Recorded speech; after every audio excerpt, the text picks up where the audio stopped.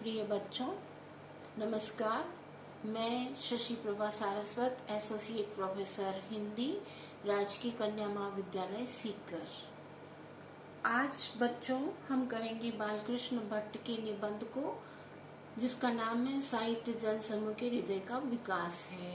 पिछली वीडियो में कुछ व्याख्याएं हम कर चुके हैं, उसी कड़ी को जारी रखते हुए अगले अवतरण की व्याख्या करते हैं। रामायण के समय से भारत के समय में लोगों के हृदयगत भाव में कितना अंतर हो गया था कि रामायण में दो प्रतिद्वंदी भाई इस बात के लिए विवाद कर रहे थे कि वह समस्त राज्य और राज्य सिंहासन हमारा नहीं है, ये सब तुम्हारे हाथ में रहे। अंत में भगवान रामचंद्र ने भरत को विवाद में पराभूत कर समस्त साम्राज्य उसके हस्तगत कर आप आनंद निर्भर चित हो सस्त्रीक वनवासी हुए। वे महाभारत में दो दायाद भाई इस बात के लिए कलह करने को सनद हुए कि जितने में सुई का अग्रभाग ढक जाए, इतनी पृथ्वी भी बिना युद्ध के हम नहीं देंगे। सुचग्रम नेव दास्यामि बिना युद्धेन केशव। प्रस्तुत अवतरण बालकृष्ण भट्ट द्वारा लिखित साहित्य जन समूह के हृदय का विकास है निबंध से लिया गया है।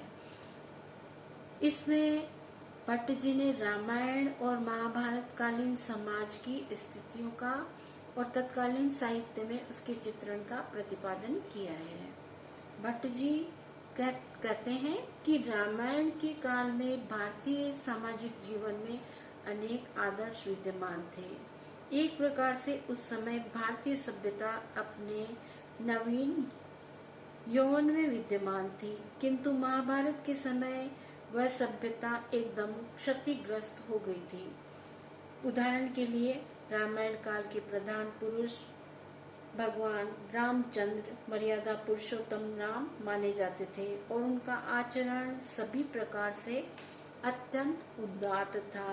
परंतु महाभारत काल के प्रधान पुरुष भगवान श्री कृष्ण कूटनीतिज्ञ, युद्ध विशारद और तीक्ष्ण बुद्धि वाले थे। इन बातों से पता चलता है कि रामायण के समय से महाभारत के समय में सामाजिक जीवन की मनोभावों में पर्याप्त अंतर आ गया था। रामायण काल में भरत और राम इस बात पर विवाद करते थे कि समस्त राज्य और राज्य सिंहासन हमारा नहीं है। राम अपनी मर्यादा और प्रतिज्ञा का पालन करने के लिए भरत को राज्य सौंपकर अपनी पत्नी सीता सहित वन में चले जाते हैं, लेकिन इसके बाद भी भरत स्वयं को राजा नहीं मानते हैं और वे श्री राम के प्रतिनिधि के रूप में शासन का संचालन करते हैं।